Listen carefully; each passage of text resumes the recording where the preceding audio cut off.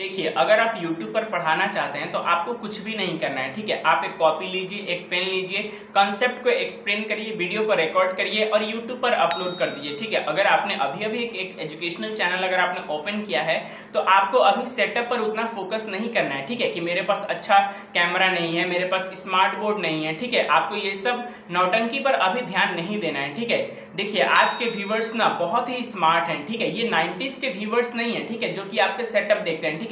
ये modern viewers हैं, ठीक है। ये आपके टीचिंग स्किल्स को देखते हैं, ठीक है, कि आप जो मतलब कि एक्सप्लेन कर रहे हैं ये उनको समझ में आ रहा है कि नहीं, ठीक है। तो आपको अपने कंटेंट पर ज्यादा फोकस करना है, ठीक है।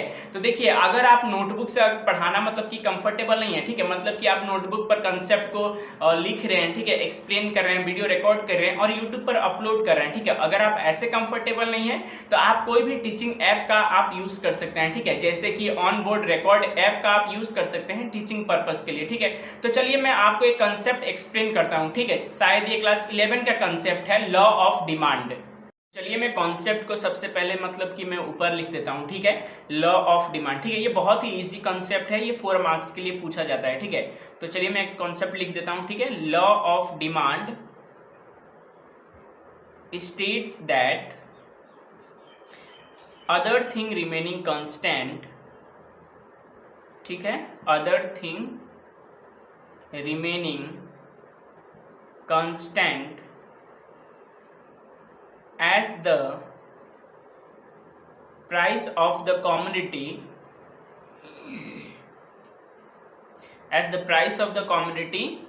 increases, its quantity demanded decreases, ठीक है। It's quantity demanded decreases and vice versa, ठीक है। तो देखिए, लॉ ऑफ डिमांड क्या हमें कहता है, the law of demand states that other thing remaining constant, ठीक है, as the price of the commodity increases its quantity demanded decreases and vice versa, ठीक है। जब मतलब कि किसी भी कॉमोडिटी का मतलब कि प्राइस अगर इंक्रीज होता है कि मतलब कि बढ़ता है तो उसका जो डिमांड है ना वो कम हो जाता है, ठीक है, मतलब कि डिक्रीज हो जाता है उसका डिमांड, ठीक है। तो चलिए अब इस कॉन्सेप्ट को मतलब कि लॉ ऑफ डिमांड को हम मतलब कि शेड्यूल और डायग्राम से एक्सप्लेन करते हैं, ठीक है। तो देखिए, the law of demand can also be explained with the help of the schedule and corresponding demand curve, ठीक है। तो हम लॉ ऑफ डिमांड को एक शेड्यूल और एक डायग्राम से हम एक्सप्लेन करते हैं, ठीक है।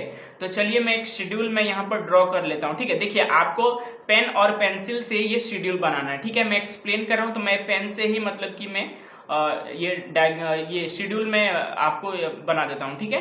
तो देखिए, मैं प्राइस लिख देता हूँ, ठीक है, प्राइस रुपीस हो गया, ठीक है। क्वांटिटी डिमांड है, ठीक है, प्राइस को हम PX से डिनोट करते हैं, ठीक है। तो देखिए, जो लॉ में है ना हम उसी हिसाब से ही चलेंगे, ठीक है। तो देखिए, लॉ में क्या था, पहले प्राइस इंक्रीज हो रहा है, ठीक है।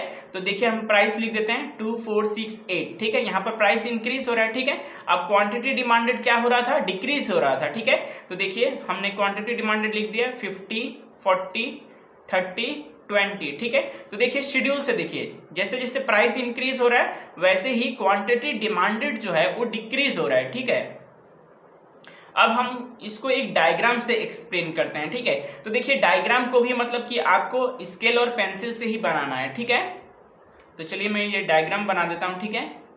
ये देखिए, मैं ये 0, ये एक्स एक्सिस हो गया, ये वाई एक्सिस हो गया, ठीक है। तो वाई एक्सिस में हम क्या लिखते हैं, हमेशा हम प्राइस लिखते हैं, ठीक है, वाई एक्सिस में, ठीक है। तो प्राइस PX रुपीस से हम डिनोट कर देंगे, ठीक है। और एक्स एक्सिस में हम क्वांटिटी डिमांडेड लिखेंगे, ठीक है, क्वांटिटी डिमांडेड।